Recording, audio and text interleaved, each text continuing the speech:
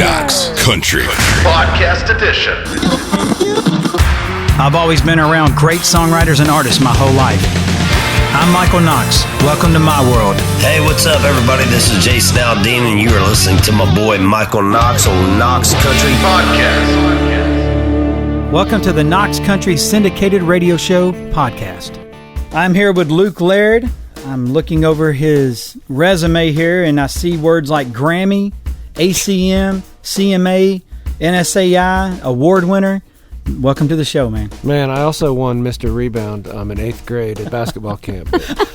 I don't want to, brag. Thanks for having me. Is that your most prized award right there? It might be. It might be. I bet when you go home on your mantle, you got the Grammy and Rebound Award right there beside it. My 4-year-old, for about 2 months, he did have my Rebound trophy and my Grammy in his room. He liked kind of having those in there. So you know what? That is awesome. That your 4-year-old is just chilling with your Grammy. It's funny that I still have that trophy. That's what's really funny. It's not broken. So when you get that in the mail, is it in a big box? Or is it overwhelming? Is it like, wow, look at this monster box, and it's like this little bitty Grammy in there? No, it's just in about, just big enough to hold the Grammy, and it's just the coolest thing. Is it ground shipping, or do they, Yeah, is it? You know what? That's a great question. I don't even remember. Yeah. Did a guy in a brown outfit come to the door and hand it to you, or was it the lady in the Jeep? That's it was probably sitting on the porch for about a week, I didn't know. I think I was probably, waiting for it, but it didn't come as soon as I thought, and so I was like... It takes some time. Here's the thing, too, about when I won my Grammy, I won it as a producer, and obviously I didn't move to town to be a producer. Consider myself a songwriter first, so the fact that I won a Grammy as a producer was kind of blew my mind. But and for which project? It was Kacey Musgraves, same trailer, different park, and I co-produced it with Kacey and Shane McAnally. But it was one of those deals where even when we won it, I didn't know for sure if I really won a Grammy because, there's all these different rules, and I never could find it quite in print. Did we win one? I mean, I think we did. Are you nominated? Are you not nominated? Yeah. It was so confusing. And then once it finally came in the mail, I thought, okay, good. Yeah. They spelled my name right and everything. Well, yeah, because I've had my name once, like, for a Grammy nominated. Yeah. Well, it was for the album. Yeah, it was for album. Mm-hmm. But then one year, Jason was nominated for a few things with the songs I produced, and I was like, oh, my God, we might win a Grammy. They said, well, hang on. You don't actually get nominated, but if he wins, we send you one. And I'm like, you mean so I don't get to enjoy anything unless I win, and then we can backdate it? No, you don't get a ticket. Yeah. Well, no, let me tell you, the only reason I got to go on stage at the Grammys was because Little Big Town wasn't using their seats, and they told us, hey, if you guys want to use those seats down on the floor, and then Kacey goes, if the album wins, I want you guys to come up with me. For TV, they don't necessarily want, middle-aged bald guy up on TV, but she invited us to come up. So really, I would have been probably sitting somewhere next door or up in the, Yeah.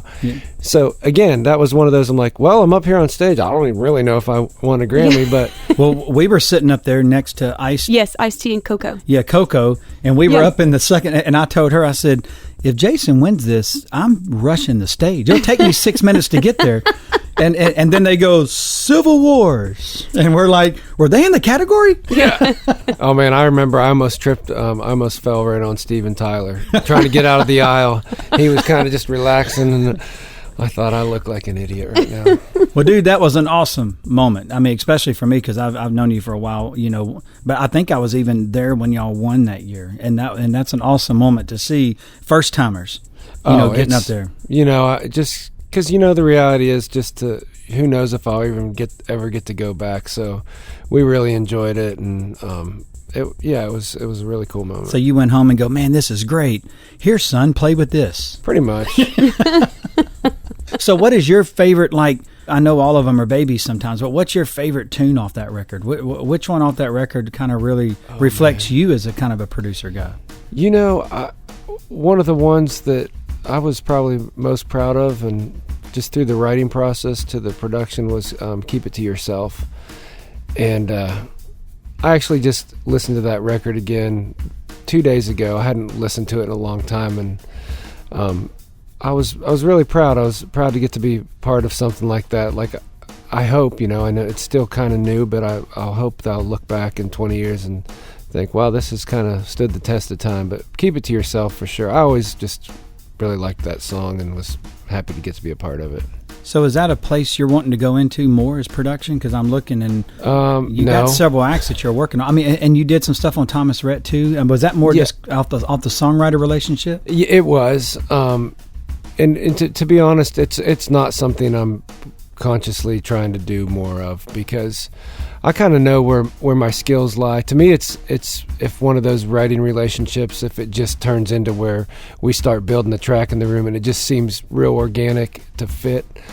I wouldn't say I'm a producer in the sense, kind of like you are, where you may hear something and hear a vision for a song you didn't write or something like that. For me, it's just kind of all one thing, and if it turns into that, great. But if not, there's so many other great producers like yourself in town who I actually get excited to hear how a song comes out that I just was a part of writing, just a writer on it, and then you get to hear this whole new life that's brought into it without spending the hours in the studio hating the song, Well, the main one that we share is 1994 with Jason. I remember you pitching that song. Oh, I remember. Over at ASCAP. I was like sweating. I'm like, what am I doing? As it was playing across the speakers, you're so self-aware at that moment. Like, was this just a big mistake? And I remember just Jason sitting over there, and not a whole lot of a reaction either. I was just like, what am I doing with my life?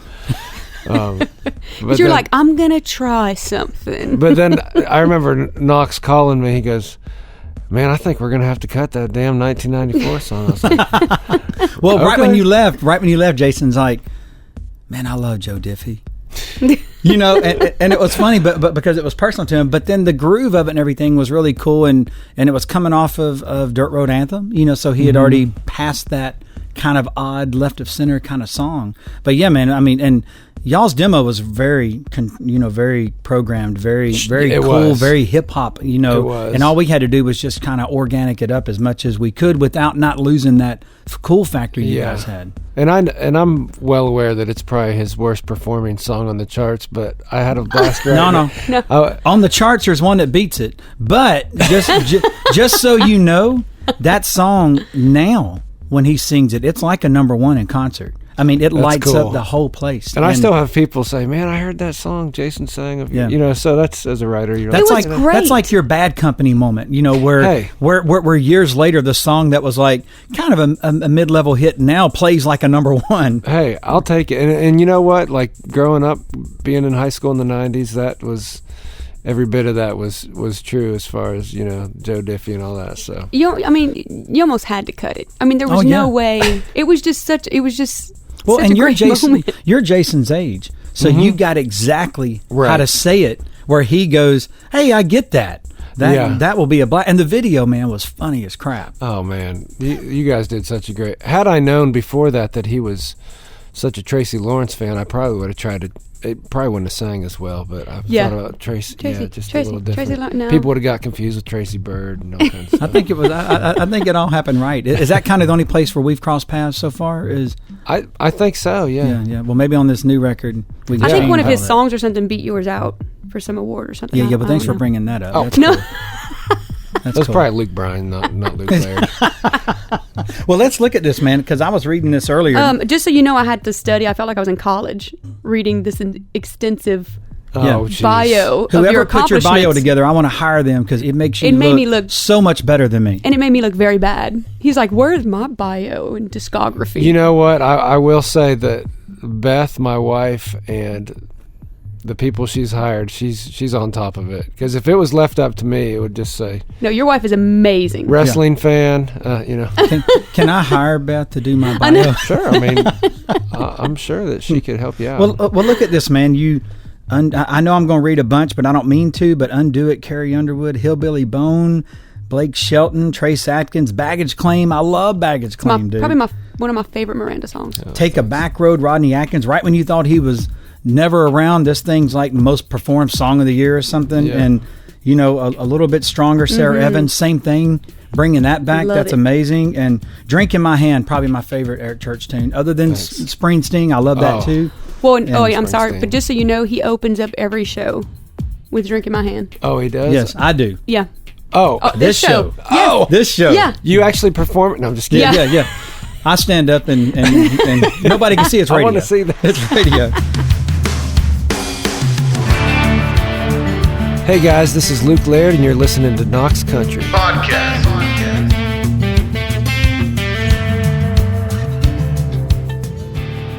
But dude, look at these. Pontoon, 1994. Downtown is Shalacy's favorite Lady A tune. I mean, Sunshine and Whiskey, Frankie Ballard. You saved him after I almost tortured him with my stuff. I've destroyed some people too. But American Kids, dude, these are huge. And then Talladega, that's Aldean's favorite, I think, you know, one of his favorite Eric Church's tunes. And man, and then Head Over Boots, which is awesome, dude. Awesome song. Thank you. T-Shirt, and then, of course, Fast by Luke Bryan. Yeah. I mean, those are just things that I pulled off that I listened to. Yeah. And man, it was crazy because I probably listened to more of your rights than probably all my guests, you know, and I cut a lot of their songs, but I didn't know you wrote a lot of these when I was doing the research on your stuff. Thanks. You know, I think one thing that helps with my writing is I am, like, first and foremost a fan, and I'm a fan of all. I mean, I'm a huge country music fan, but a fan of the different sides of country music, everything from super traditional to even the most current stuff. And so I listen to a lot of music, and I think one thing that has helped me kind of be diverse in my writing is that I'm genuinely a fan of a lot of these new guys and artists. So it's easy for me to be authentic when I sit in a room with them because I've listened to all their records, and it's cool. Oh man, it's you fun. look at this and you're like, okay, did the same guy write T-Shirt, you know, Pontoon, 1994, and then Head Over Boots? You know, I mean, it's funny that the same guy can kind of dig into that. It's fun. You know, and the other thing about this town too is it's such a collaborative town. And you know that just working in the studios. But I do write a lot by myself, but it's about collaboration in this town. And for me, I get to work with some of the most talented songwriters I feel like in the world. So even on those days where I'm kind of feel like I'm not hitting on all cylinders, I'm sitting across the room from somebody who's, you know, done a lot more than I have, really a lot of days. And so I feel fortunate in that sense. Well, you've won ACM Songwriter of the Year too. Mm-hmm. You know, how was that? I mean, because that's a big. It was really cool. You know, the thing about that too, they did that award years ago, I guess, and then didn't have it for a long time, and they brought it back probably 2 or 3 years before I won it. So it still felt kind of new. Not that it wasn't a big deal, but then when I see the people that are nominated, I thought, man, you could really make a case for any of those people on there. So the fact that I got to win it one year is, you know, was really an honor, and you know, it's voted on by your peers, so that of course means a lot. Oh, it's definitely. I was on that committee that year, and you didn't try to get me knocked off. Yeah, I tried to get in there. This guy isn't worthy. But there is a huge likeness for what you do. I mean, people genuinely like you, and that's a huge testament to kind of, because it's hard to be that guy with this much success that everybody goes, hey, I dig him. There's always, you know, it's hard to hold that ground. Well, I always tell new writers all the time coming into town, I mean, this town changes so fast, and there's just so many talented people. I mean, you really have to treat people with respect and just kindness, because it changes so fast. I mean, there's literally, I could go over to Nashville here in Green Hills, and there could be 2 Hall of Fame songwriters sitting there. Yeah. And I may think, oh, I've had all these number ones, but the reality is there's guys here that have done way more than I'll ever do. And there's also brand new songwriters who are doing stuff that I'm like, man, I wish I could do that. So it's just, this town is loaded with talent, and there's really no room for big egos. Well, speaking of that, I know you've won a Grammy. I know you've won ACMs, all these things. But I'm looking at your Triple Play Awards. Mm-hmm. Man, you've won that 4 times. Is that correct? I think so. I mean, that's crazy to win that many singles each year, to be able to get a triple play award 4 times. Yeah. You know, that to me, that's a huge accomplishment of your work ethic too, you know, of just how you do it. You know, I think that this sounds so cliche, but so much of it is just showing up, you know, and I've approached my writing for the most part pretty much the same since I started, and so much of that is just show up every day and have a good work ethic, and try not to get distracted about what's happening or what's not happening.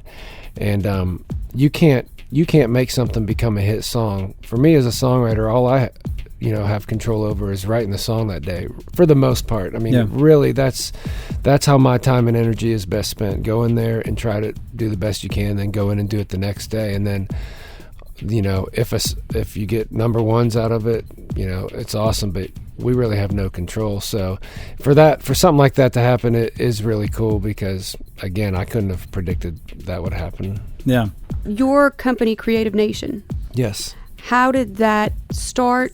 Just tell us a little bit about how that started and what you guys do over there. Sure. So Creative Nation, you know, my wife, Beth, and I started that at the end of 2011. And can either one of y'all fire each other, or how does that work? She's probably the boss. Huh? I feel like the paperwork says she has all the power over me. So yeah, I'm just like, okay. I would agree with that. Let me just put it this way. Without me, Creative Nation could still run. Without her, it'd be done. That's awesome. So, and that's, I'm not just saying that to be nice or whatever. But anyways, so at the end of 2011, we just kind of got talking, and she was at BMI and worked at BMI for 5 years, and really enjoyed it over there, and loved her boss, Jody Williams. And I'd been, you know, just doing what I'm still doing, writing songs, and had written for major publishers for really, I guess it was about 10 years at that point.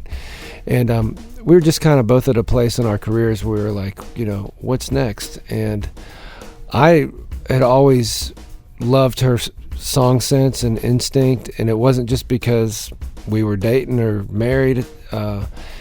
Like, I genuinely respected her opinion and thought she had really good ears. So we had talked with our business manager about, you know, what are we going to do next? And I said I would think it'd be cool if Beth could be kind of my creative person and we could start something. And Beth was like, well, I can't leave Jody. I don't want to do that. I'm like, okay, fine.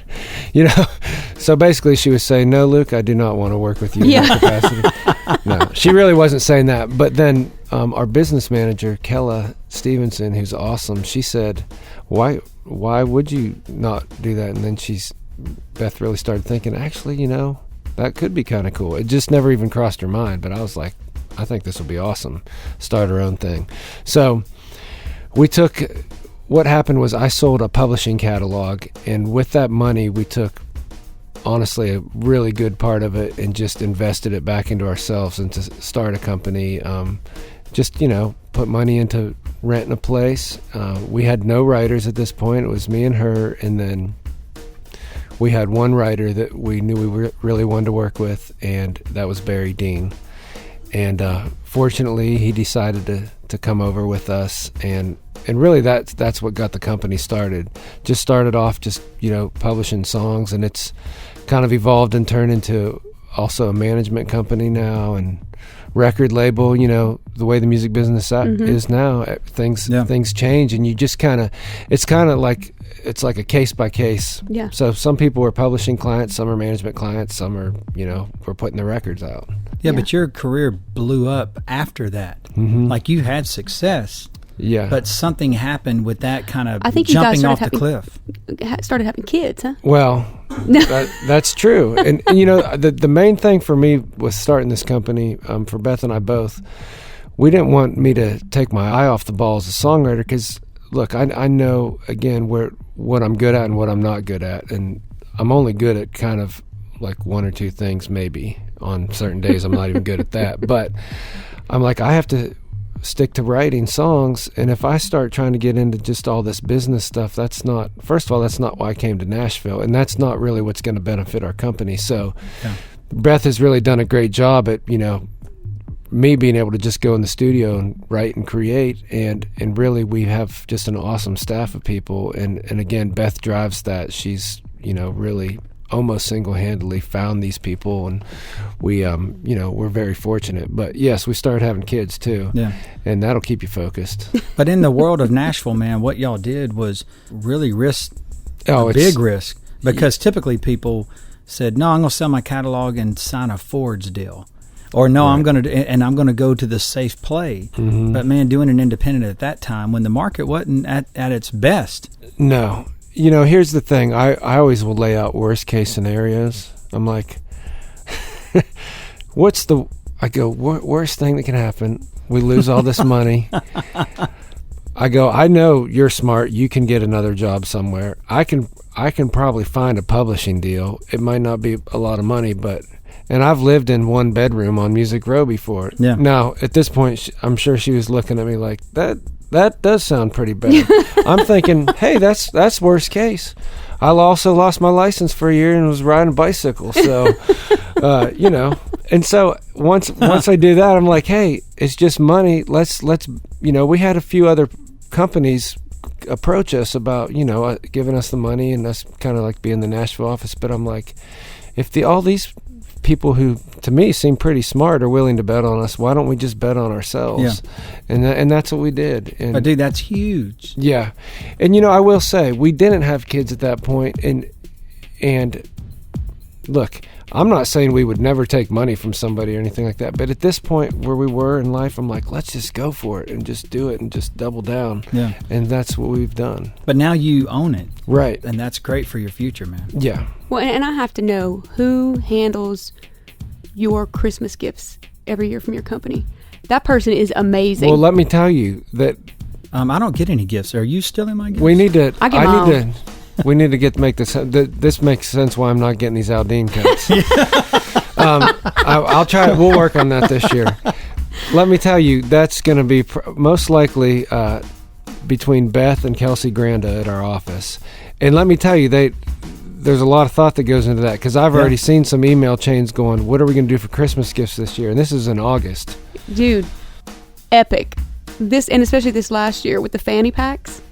Oh my gosh. yeah. Hey, I got my New Balance. You got a fanny pack, dude. I was the You king need of the fanny custom. pack. Have you need to think about, there's nobody in this market. New Balance needs to know that We're you're working on it. representing here. We're and trying. I want to could be create the first of I want to create the producer. the producer series. Lots of support. Well, let's go back now. Let's take a step back in time. Like first cut, first everything Sure. that kind of clicked with it, where you go, oh my God, I can do this. I mean, where was that? I mean, because you're young now. I mean, you're Aldine's age now, and you've been doing this for over 10 years. Yeah. So you're in your 20s now. So what was that thing that just kind of took it all off for you? Well, here's the thing. I signed my first pub deal when I was 24. 3 years later, I got my first cut that actually came out, and it was an album cut on Lee and Womack, and I'll never forget it, because I wrote this song with two great writers here in town, Bill Luther and Hillary Lindsay, and to get that opportunity to work with them was a big deal for someone like me who didn't have anything going on.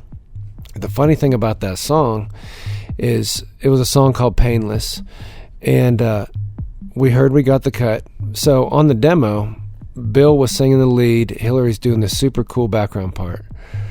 So we get a call from Byron Gallamore's office to tell us they'd cut the song, and they said Leanne was wondering if Luke would come sing the background. Well, I'm thinking I wasn't even singing on that demo, and first of all, I cannot sing like either of those people.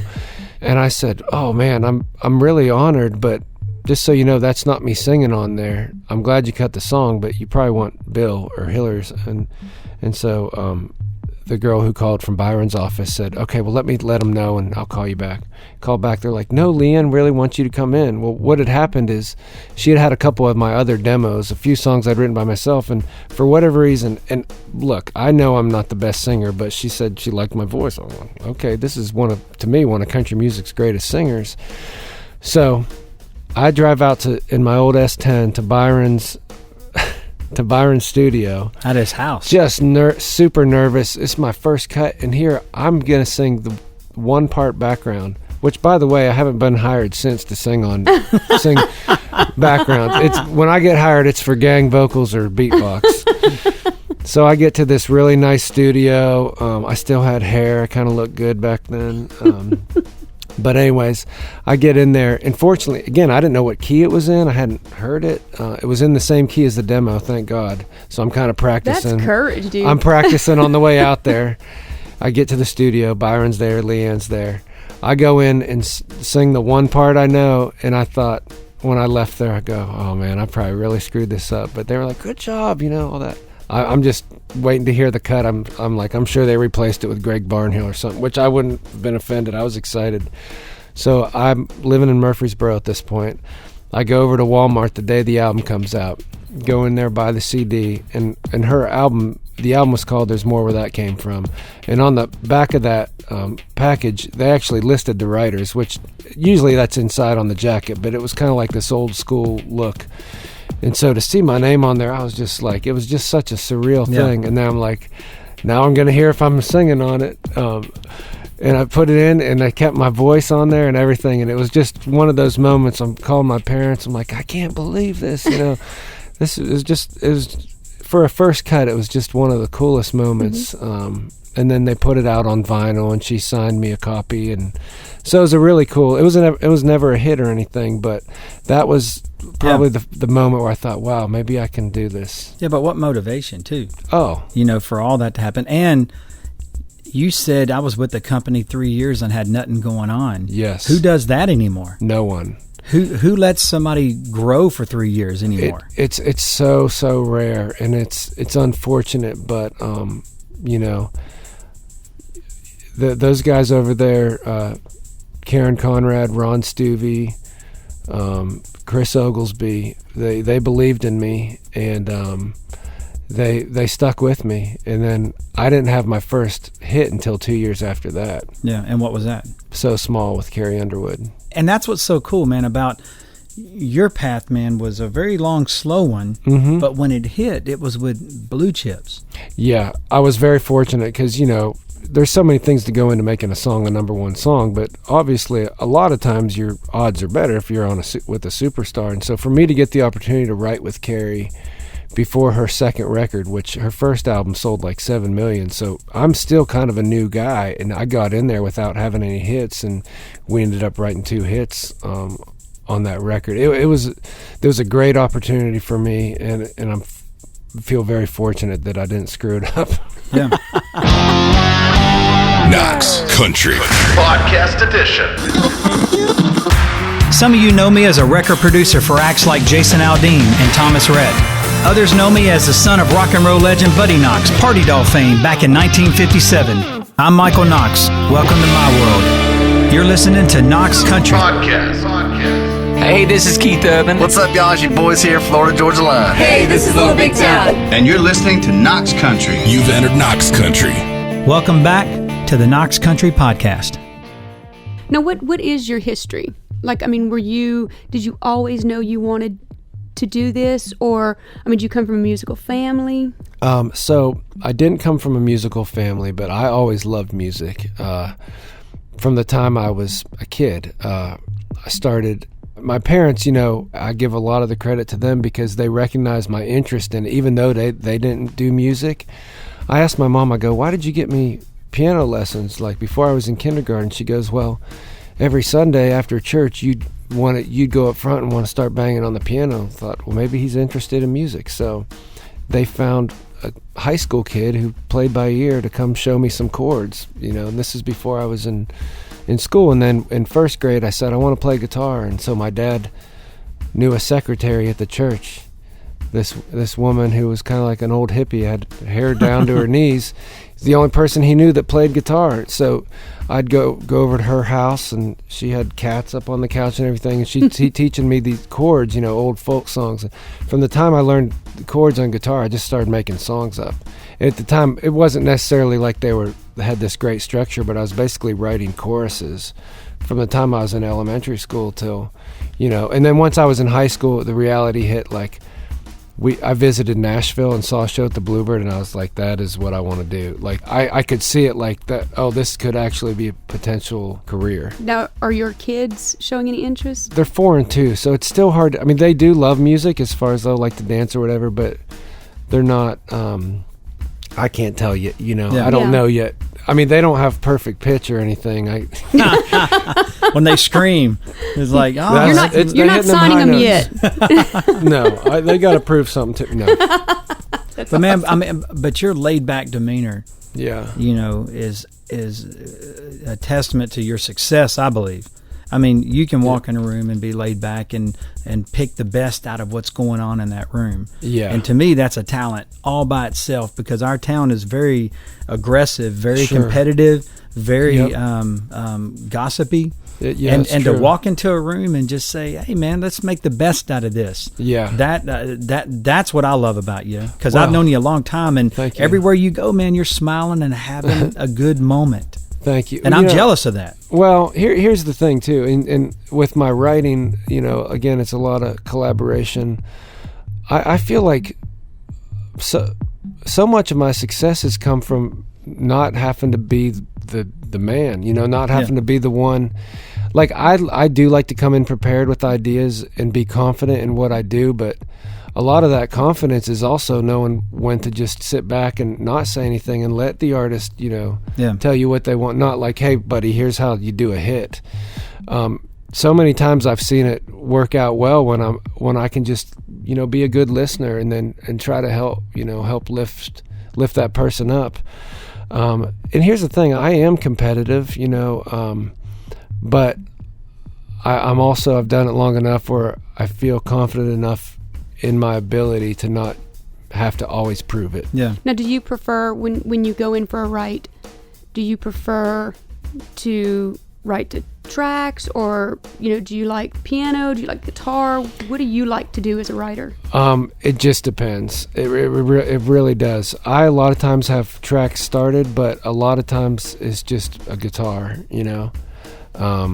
And again, it depends on who I'm working with. Yeah. Some people don't want to hear a beat, and you know, and that's fine, because I mean, all my songs, you know, early on were just me and a guitar, so I'm fine with going that route. But if things are kind of stalling, and I'm like, we need to get a little energy in here, I've got hundreds of like 8-bar things started that just, you never know what day you'll use something. So it really, I try to keep myself open to what just that day calls for. Mm-hmm.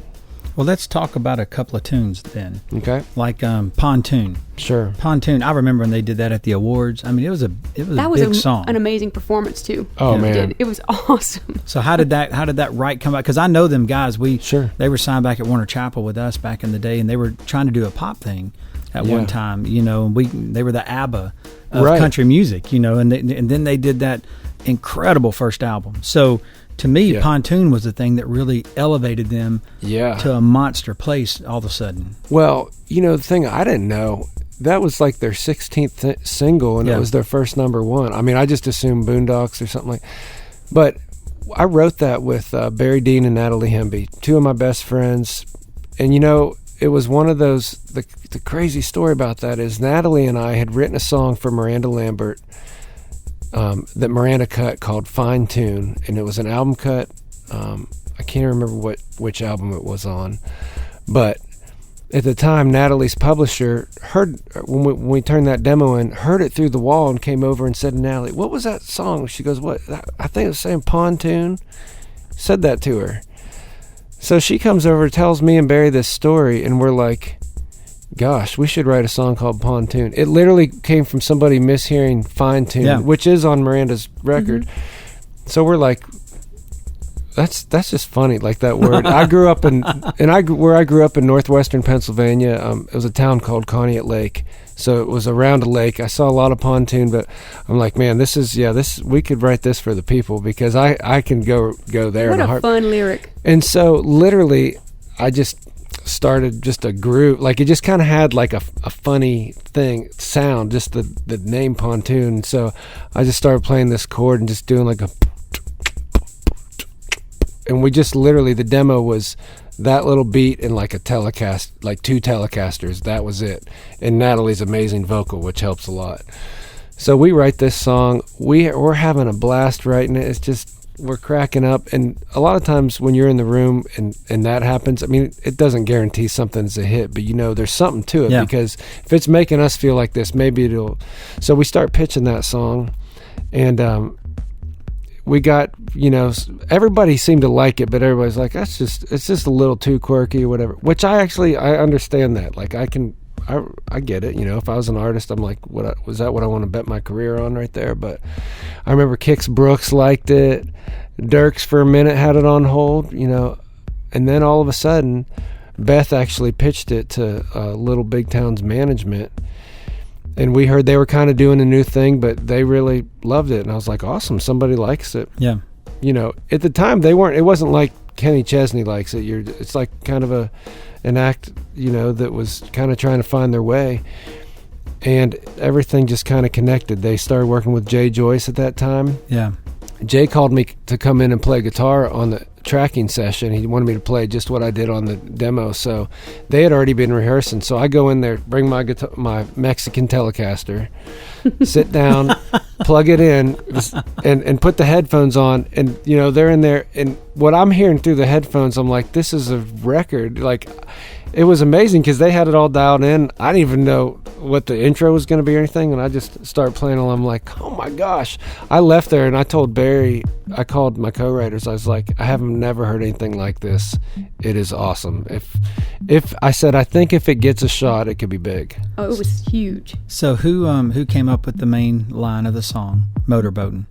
I'm probably going to have to say that was probably Natalie, just because she's got a dirty mind. That's great. Awesome. All right, let's talk about American Kids with Kenny Chesney. Mm-hmm. I mean, that was kind of the same deal. I mean, that was something that really, Kenny's Kenny, but that really did a chart thing for him. I mean, that really got him back as hey man, I think that album, sold a huge amount when it first came out, all based on those songs. But I love American Kids. Oh man, thank you. The thing about Kenny, I feel like part of the reason he's had such a phenomenal career, just when you think, oh well, he's kind of peaked, he's so good at finding songs, and he'll find that song, and he's a great writer too. Yep. But he's still open to finding outside songs.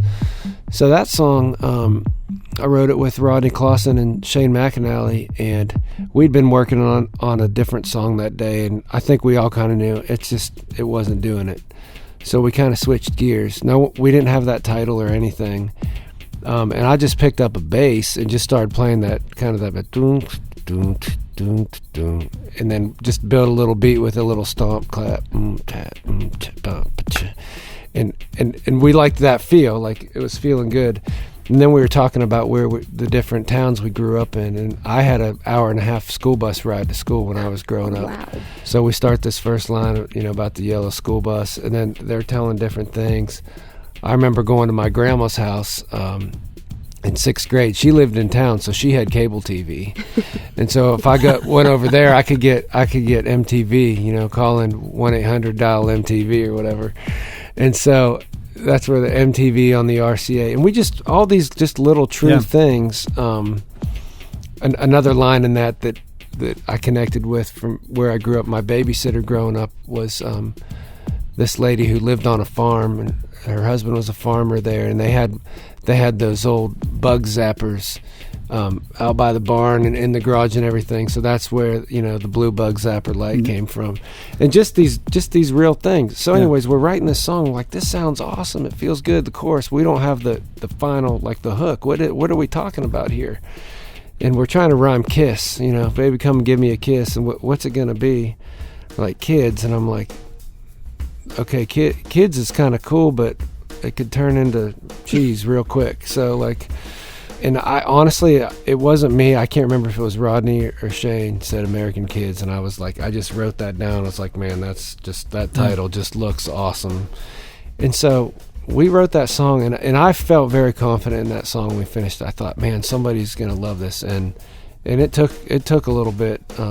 People just, it was on hold for McGraw for a minute. Little Big Town had it on hold for a minute. And then Shane played it for Kenny, and Kenny immediately was like, I will cut that song. But the magic to that song, it's like 3 songs. Yeah.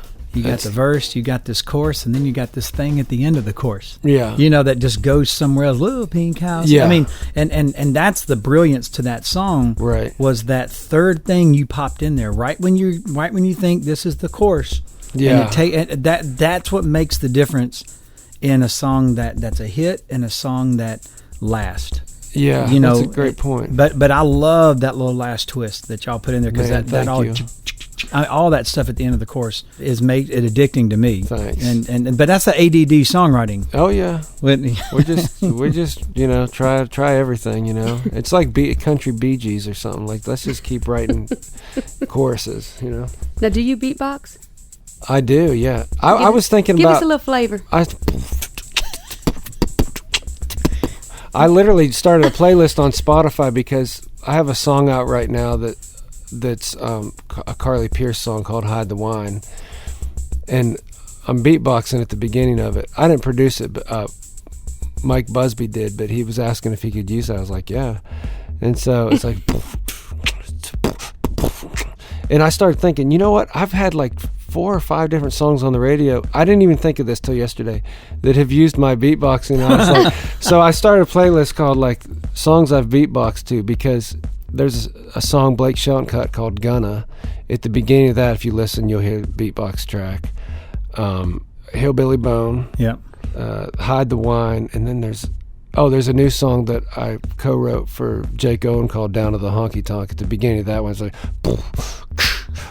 so if you go in there and listen, I was like, we have to find a space on Aldean's album for this. Oh yeah, we will. You should have to. signed the card as a background No song. joke. I know I should have. Yeah.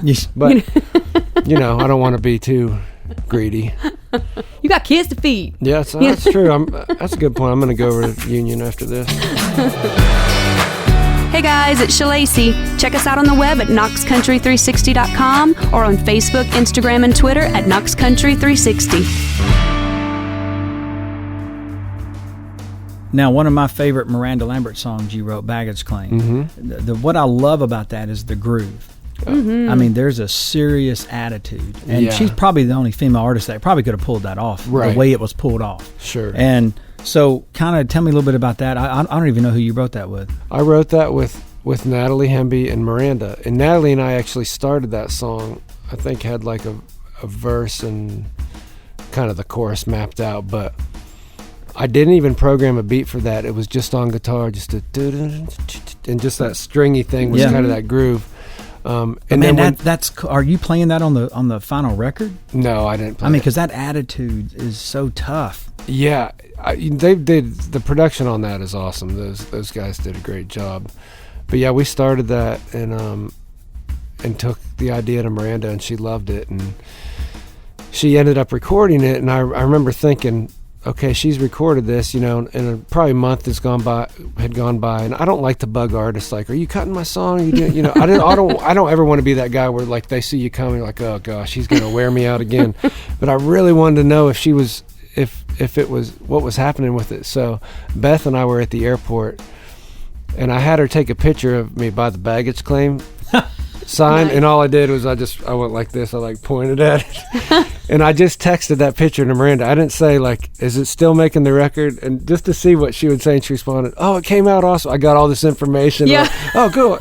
Oh, cool. That's cool. Yeah. And then you blow off like, oh yeah, no, thanks for telling me. I mean, another Miranda song. It's one of my favorites, and I don't know what it is. Something about this song just really got to me. Smoking and drinking. Yeah. Gosh. Is that your life story? I mean, no, but there's just something about 10 years ago. Yeah. Something about that song. Man, I wrote that with Shane McAnally and Natalie again, and that started. It's kind of funny how that turned into kind of this nostalgic thing, because I was kind of joking. I pulled it at our office one day when we were up there on Westwood. And pull my phone out, and I just heard this in my head: smoking and drinking, smoking and drink. And so I went inside and recorded that into Logic, just that part. And I was like, I don't know what this is, guys, but there's something, and they liked it. And then I started then it turned into kind of more of a serious thing, which I thought was cool because at that point, like, what's it going? I'm not going to get a Snoop Dogg cut. Yeah. So we turned it into this other, and then the demo, it sounds way different than what the cut of that sounds, but I was always proud of that song. When I heard it, there was just something. It gets you in your soul. Yeah, it just has. I think it just has that nostalgia, and it reminds me of growing up. Mm-hmm. So you're like the Beastie Boys of country. Yeah, I guess. I don't know. You also have another huge one that we like to play a lot too, man. Is the Lady A song "Downtown"? Is that another? That's my favorite Lady A. It sounds like you guys need to get Natalie on here because these are this is awesome. We actually just wrote yesterday because these are all songs I've written with her. Yeah, Downtown. That song started with just a little track. I had a beat in that dun dun dun dun dun, and I played that for Shane and Natalie, and I think Natalie had the title Downtown. I could be wrong. It's been a while now, but we had that was a case. I didn't know after we wrote that even who to pitch that to. I think we thought maybe Miranda or whatever. Yeah. Natalie was having a lot of success with her, but then, well, it's so obvious when you hear them sing it. You're like, they owned it. You know, they totally owned it, and it was. That's been my only Lady A hit, but really? I'm proud of it. I love that. Well, song. That's a big song. I mean, big song, and we crank that all the time. Thank you for doing that. All right, we got to talk about going to the next generation of the Thomas Rhetts of the world. Now, T-shirt, all the young artists that I bump into or young songwriters that pitch me songs, that's the one that they always pull off the record. Even before, even before it was what it is, they would always be like, well, that T-shirt song's awesome. That T-shirt song's awesome. They would all pull that one out. I mean, is that with your same writing crew? That's with a variation of the crew. Shane, Ashley. This is terrible because I start forgetting, like, who did I write? It was with Shane McAnally and Ashley Gorley. I actually texted one of those guys once, and I can't remember what the song was, but I'm like, man, congrats on our single. And they're like, I didn't write that with you. Damn it. What is wrong with me? But you do all these different combinations, and some are the same and different. And I write with a lot of different people, and I write with new people all the time. But anyways, T-shirt. Which says a lot about you, that you're still willing to write with new absolutely. New writers. I feel like there's so much more to offer than even I do a lot of times because music is a young man's game, and I love hearing the new thing. But T-shirt was one of those. Thomas Rhett put that song on hold.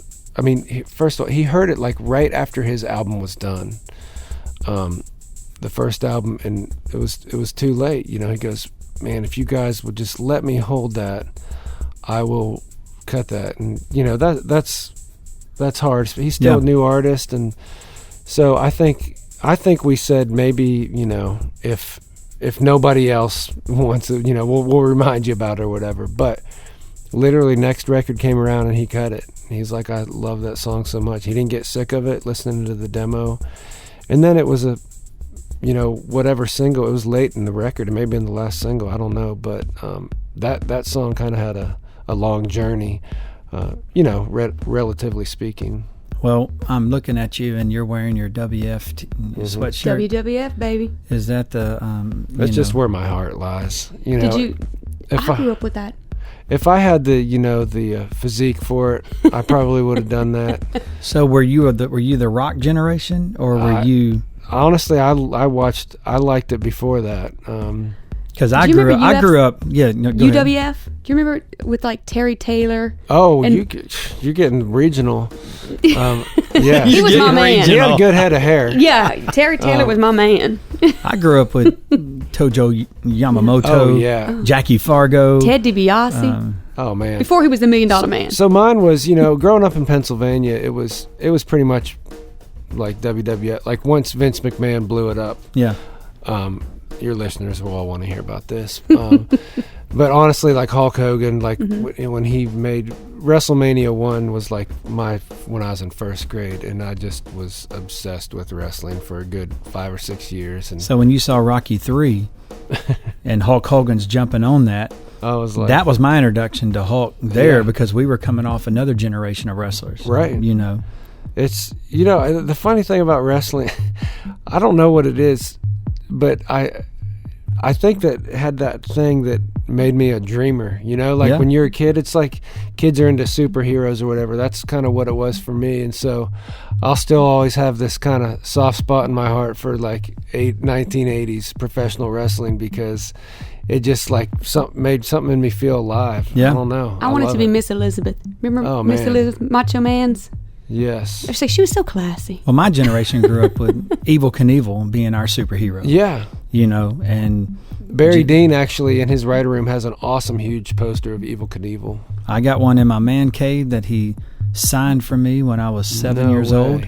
And, you know, and I met him, got a little Polaroid with him. I'm wearing a whole white outfit with a cane. And it's Evel Knievel, and he says, awesome. Happy landings. Oh, man.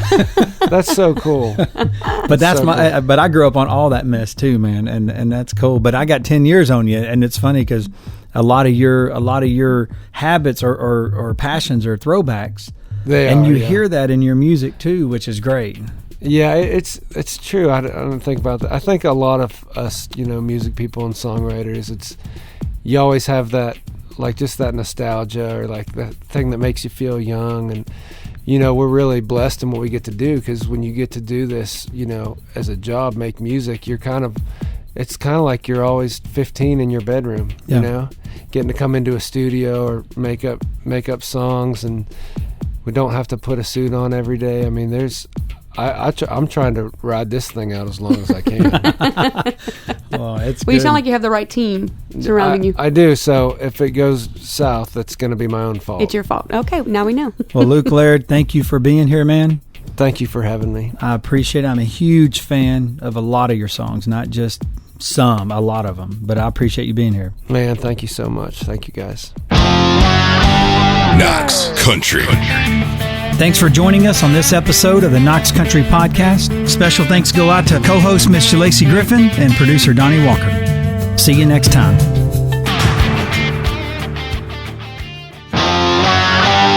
You've entered Knox Country Outtakes. What do I have here? You have to do liners? some liners. Yeah, hey, let me pee real quick. Right? Oh, yeah. It's going to be like... It's going to be messy. Oh, my neck. Oh, my neck. My back and my neck. Hey, this is Luke Laird, and you're listening to American... Okay. We're going to keep that. No. Was there a song that we didn't talk about that you... No, that's fine. He's ready to go. Hey, motherfuckers, this is Luke Laird, and you're listening to Pontoon. Hey, all you f***ing piece of shit, you. Okay, just cut me off. Let's do that again. Knox Country Podcast Edition.